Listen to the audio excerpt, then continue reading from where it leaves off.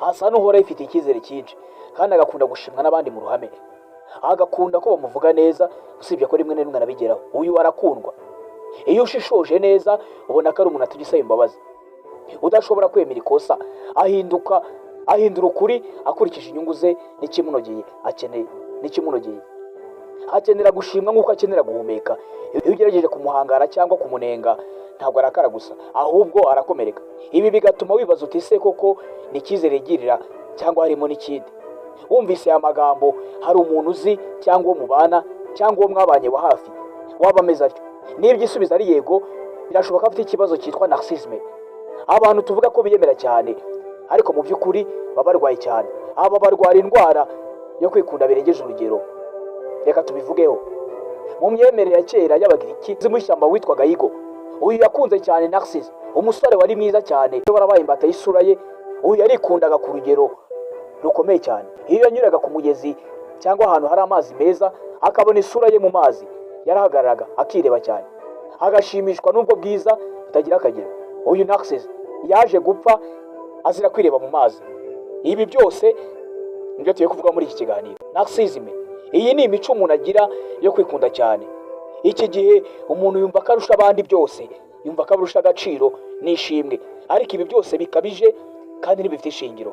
Iyi mbano y'izina Narcissisme, iri zina rikomoka ku nkuru yo mu Bugereki bwa kera, Greek mythology. Iyi ya Narcissus, uyu musore wakundaga kwireba cyane, yakundaga ishusho ye, ibyaje kumuviramo n'urupfu.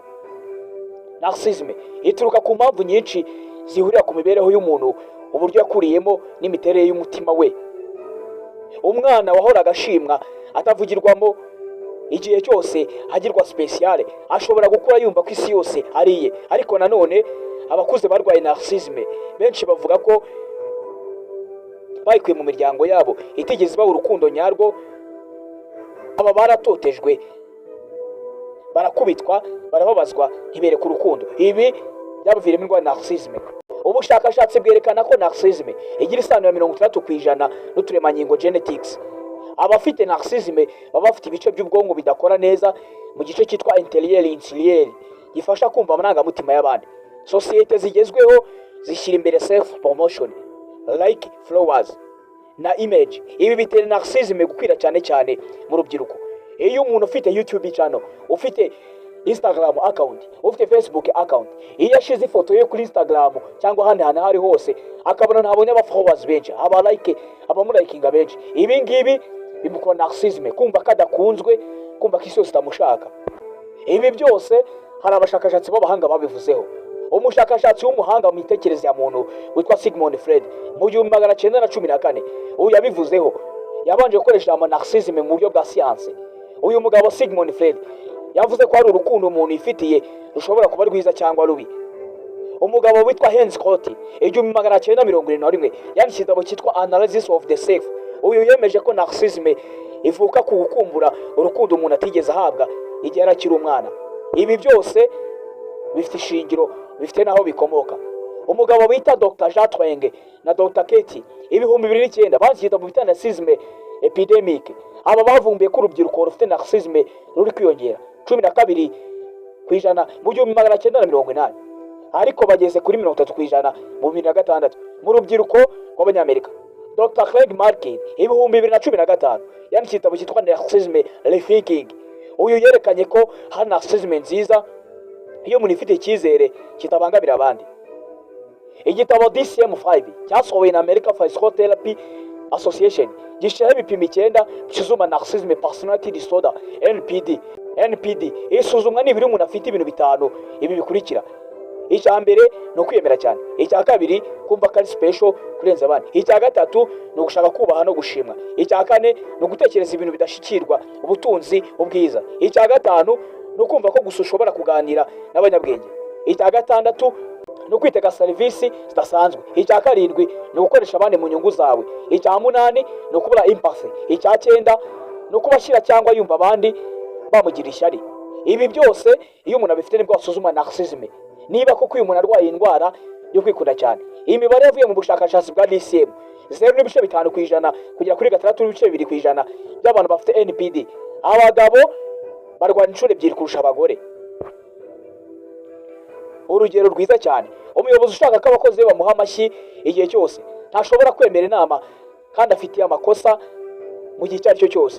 Umuntu ukunda gushyira amafoto ye kuri Instagram buri munsi agakuraho instagize like nyinshi kuko yifuzaga gusa kwakirwa n'abantu benshi. Umuntu ashobora gushyira amafoto kuri Instagram n'ahandi hatandukanye ku mbuga nkoranyambaga, iki gihe yatabonye abafollowers benshi, abazilikinga benshi, aya mafoto ashobora kuyakuraho. Ibi nabyo bishobora kugaragaza indwara ya narcissisme. Umukunzi utakwemera ngo aguhe umwanya, ngo aguhe urukundo, akifuza kumwitaho igihe cyose we wenyine ubwawe, ariko we nite ku marangamutima yawe. Ibi byose bishobora gutuma ubuzima bwe n'ubw'abandi bubangamirwa mu rukundo, ku kazi n'ahandi. Ibi bishobora gutera indwara ya narcissisme.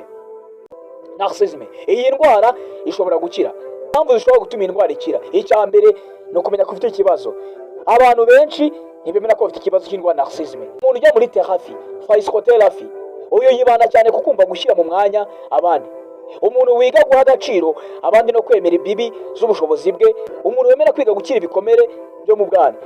Uyu muntu ufite ibi ngibi byose uko tubivuze ashobora gushyirwa narcissisme.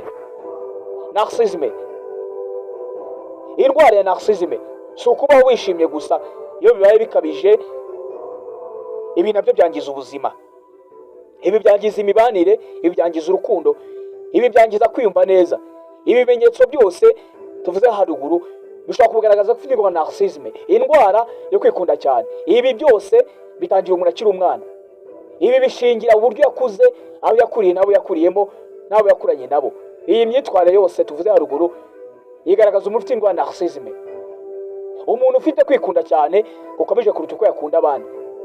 Ibuka kumanuka hasi ukora n'inzogera, ukore subscribe, ukore share, ukore comment.